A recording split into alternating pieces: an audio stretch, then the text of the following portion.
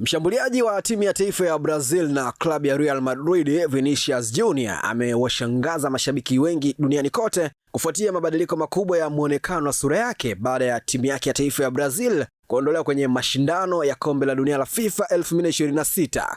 Nyota huyo ambaye anaripotiwa kufanyiwa utaratibu wa kurekebisha na kusawazisha umbo la kidevu, yani chin harmonization, huko Goiânia nchini Brazil, chini ya usimamizi wa daktari bingwa wa ngozi Dr. Alessandro Alacao. Utaratibu ambao ulitumia vijazaji maalum kusuka upya mchoro wa sura yake umemfanya Vinicius aonekane tofauti kabisa na alivyozoeleka, ambapo picha na video zilizosambaa kwa kasi kwenye mitandao ya kijamii zilifichua muonekano huo mpya, zikianza na picha iliyochapishwa na aliyekuwa mpenzi wake Virginia Fonseca wakati wakiwa mazoezini.